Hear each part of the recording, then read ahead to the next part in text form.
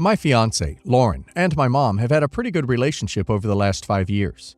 When Lauren and I announced we were getting married, my mom was absolutely over the moon with excitement. The wedding is this weekend, and I am so giddy. Lauren has an invisible physical disability. It's not really obvious unless someone tells you that she has it, or if you are super observant. Someday she will walk with a slight limp. My mom has known about this disability for years and has always been accommodating when Lauren has had to rest while we were out somewhere, helping around the house, etc. Once, my mom made an off-colored joke about Lauren being a cripple, but I shut that down as soon as it happened, and she's never said anything like that since. I asked Lauren to let me know if she ever said anything like that to her when I wasn't there, and Lauren confirmed that the joke stopped after I told my mom to stop. My mom also knows about the occasional struggle Lauren has had in her field, law, because she cannot wear heels in court, as they are too painful. For one judge, she had to get a note from a doctor.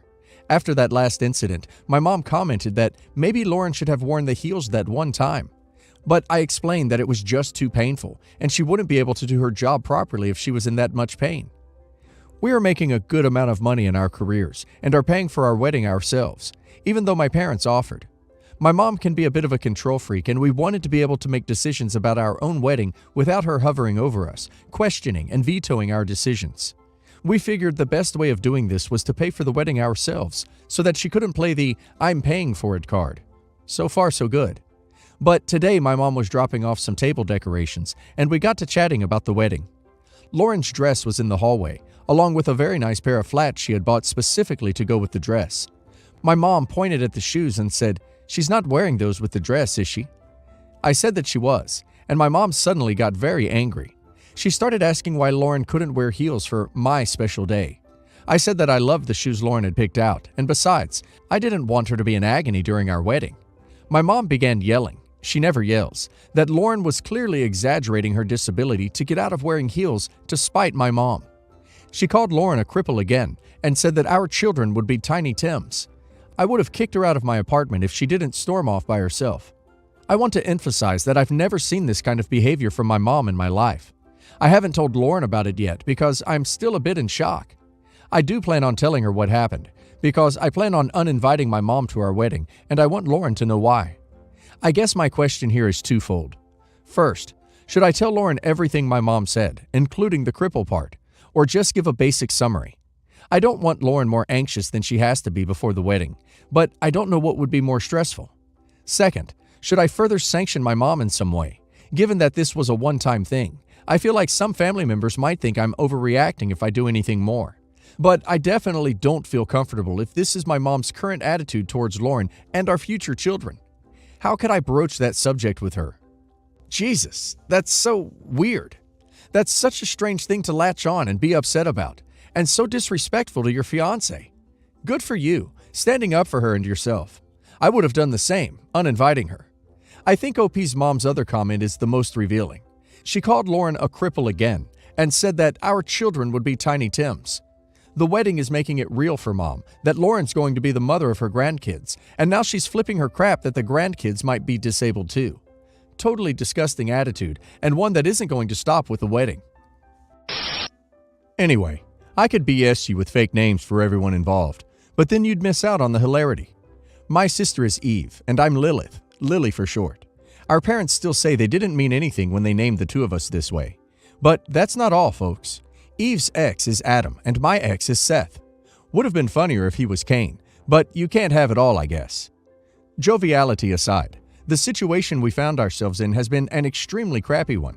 Some light on the past first. Eve and Adam were together for 5 years, while me and Seth were together barely for 2 years before it burst into flames. I was never particularly close with Eve, but hey, we're sisters, and we did help each other out when we needed it.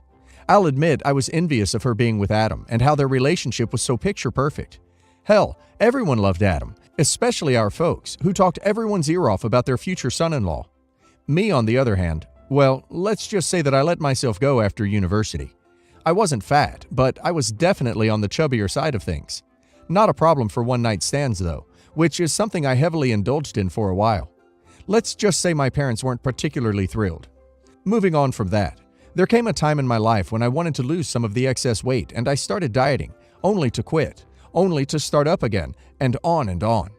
One day when I was visiting my parents, and Eve and Adam were there too, I was complaining about this, and Adam stepped in, offered to help me out if I wanted to. Eve was encouraging, saying he really could help. Figured I might as well give it a shot. I listened to Adam, followed his advice, started dieting again, and some very, very light visits to the gym. And always with Adam. So yeah, that turned out well. I was visibly losing the weight and getting into shape, which turned those light visits to the gym into something more, and to this day, I still regularly go to keep in shape. In said gym, I met Seth a little over 2 years ago. It was just friendly chit-chatting at first, bantering and so on. But then we started hooking up, and before you knew it, it wasn't just us hooking up, but actually being with each other, going on dates and actually being together in a way that didn't involve just sex. So yeah, a relationship. Which I thought was going great, until Adam came home one day from work and found Seth and Eve making out in their living room. So much for that, I guess. I didn't believe Adam when he called me and told me about it. I really didn't want to believe my boyfriend was cheating on me with my own sister. That my own sister could do something so horrible to me. And not just to me, but to Adam as well, who by this time I had genuinely considered to be a part of our family. My parents called me to ask if it was true, but I still hadn't really processed it, and Seth came to my place anyway to talk. I say talk, but it was more like horse crap. I have no idea who he was trying to convince that this was the only time. I mean, really. The first and only time, and he just happened to be in their apartment. Give me a break. I really don't want to know the extent of his cheating. It wouldn't help me at all. So yeah, I broke up with Seth. Adam broke up with Eve, and the two of us were being bombarded with calls and messages, and everything else in between. This one time was funny though. Eve came over to apologize for what she did and beg for forgiveness, her words, and I used that opportunity to text Adam that the coast was clear and he could clear out their apartment of his personal stuff. Fortunately for me, I had no such issues with Seth, given that we never moved in together. Anyway, Eve figured out I was the one to tell Adam she was at my place. Duh, I was texting right in front of her, and she quickly turned another leaf, called me a spiteful bee, see, how I was always jealous of her and Adam, how I kept lusting after him, and so on and so on. While most of the stuff she said didn't bother me, it hurt me on some level that my own flesh and blood would not only betray me like she did, but that she'd try to make me feel even lower than I felt. I don't know. I guess I stopped seeing her as my sister from then on. Kudos to our parents. They were full-on supporting me and having more than just harsh words for my sister. But ultimately, I know they won't cut her out of their lives forever, and I don't really blame them for that. Things were more or less Cold War style between me and Eve, until I told my parents that Adam and I started dating. How did it start? The gym. Outside of it, I really didn't have much contact with Adam, because what the duck would I say to him to make things seem better, and I was thinking I'd be rubbing salt in the wound, and I didn't want that. Changed my schedule around the gym to avoid Seth, and it worked, which is how I ended up working out most of the time with Adam. We were awkward around each other at first, but eventually we settled into just chatting about the crap we found ourselves in. It took 3 months before I realized I felt something for him more than just sympathy or friendliness. I didn't know what to do, so I just talked to him. It was more or less the same for him, and we weren't sure what to do about it, given our shared past. He suggested a tryout phase, just going out and dating, and putting off sex for a bit to make sure we weren't just acting out for purely physical needs. So we dated for about 2 whole weeks before I jumped him. Yeah, I know. But we'd been seeing each other almost every other day, and it wasn't enough for me to just make out when I knew I wanted more, and I could tell Adam did as well. But he held himself back for no particular good reason. Now it's a relationship. It's more than just dating, and I honestly have to say that I can't understand what my sister saw in Seth that was worth the consequences for cheating with him. This weekend, I told my parents about Adam and me, and asked them to keep quiet about it to Eve. They said they will, but I know eventually it's going to come out one way or another. This isn't a big town. Someone's bound to see us together and tell her. Once it does, once the BS starts spilling over to our family and extended friends. We share some social groups overlapping, not much though. What would be the best way to take care of it before it blows up even more? Holy crap. Your sister and your now ex Seth are crappy people. Let her find out. She and Seth are the ones in the wrong here. If she gets mad, all you have to say is that you and Adam were the wronged party, and the moment she and Seth cheated, they showed nothing but blatant disrespect for you both, and they stopped having any right to be in your and Adam's business. Who you two date is now none of their concern. They made their choices, and now they can live with it. My ex and I divorced 6 years ago after he had multiple affairs and moved out with his girlfriend, who knew he was married. He left me with our 2 toddlers and stopped his paycheck, forcing me to go on government assistance and rely heavily on family not to be homeless. 6 years later, and I'm finally almost breaking even out of the financial and emotional hell I've lived through, in spite of him owing me over $30K in back child support and my career getting ruined. Me using up all my savings and just the overall struggle of starting over. To this day, he acts like he did nothing wrong and that his cheating was justified because he wasn't happy. He married the other woman who was very young, and 6 years later, they are still looking for ways to make me suffer because it's fun for them. I have done my best to, for lack of better terms, be a robot, remain detached and unemotional when dealing with them, to save my sanity because we share 50-50 custody. My choice. I have been polite and even friendly to try to keep a peaceful environment for our kids. But I just can't take it anymore. Their now stepmother has continually tried to manipulate them into calling her mom. She had my ex give her our children's hospital mementos from their birth that he took, without my knowledge, so that she could make a scrapbook for them. She has tried to insist on showing up at my parent-teacher conferences to discuss my child's behavior and discipline, which I feel is extremely inappropriate. She has recently managed to show up on the first day of school and get there before me to scoop up all of the parent paperwork, place all of her and my ex's info down as parent info, and leave me completely out of it.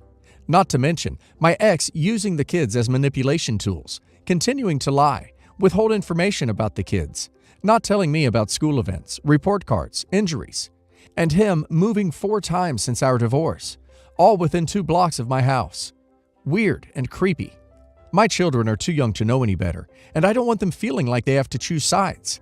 They love their dad, and I don't think stepmom is neglecting or physically hurting them in any way either. But dealing with this is infuriating, and I feel like there's nothing I can do but just take it. I don't know what to do, or if there's anything I can do. I would head down to the county court and ask the clerk what you can do about getting child support enforced and the back pay garnished from his wages. Ask for any information about parental alienation as well, if they're willing to give it to you. Then go into the school with your custody order, paperwork, and get yourself put in as parent info. Ask for her to be taken off. Talk to the administration and let them know that your ex is withholding information, so you need another way to stay updated. Talk to their teacher and ask if it's possible that the teacher can keep an extra copy of all paperwork, info in their desk, so that you can go in and pick it up once a week because the ex and wife are withholding them from you. Make sure as many people as possible know that information is being withheld from you. Get people's emails and keep in contact with them.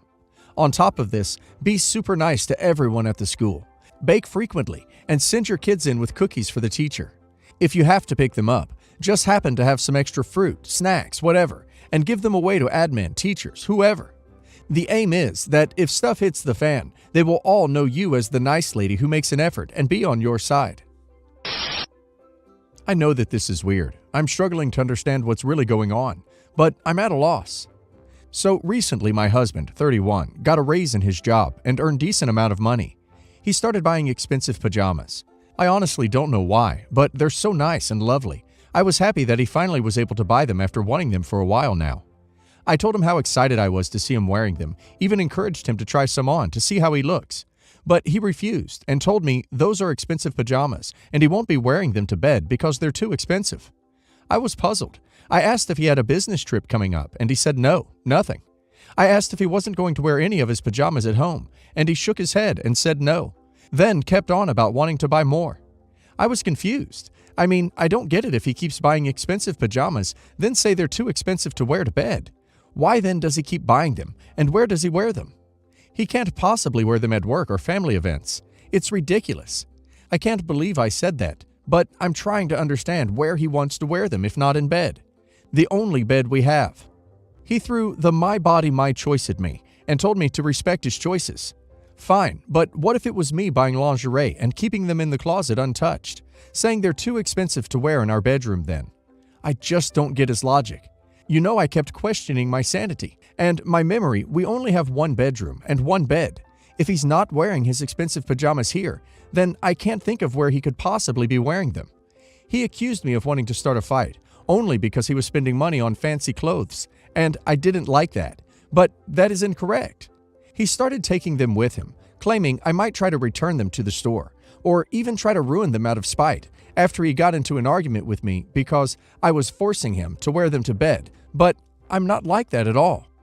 How should I deal with this bizarre issue? This happens a lot when people who grew up poor when they become financially stable. There's a luxury item they've always wanted that becomes a symbol of success to them. But the habit of "don't ruin the expensive item you can't replace" is too hardwired to overcome. Let him have the special item. It's his. It's not hurting you, and it's important to him to have. This is his adjustment process.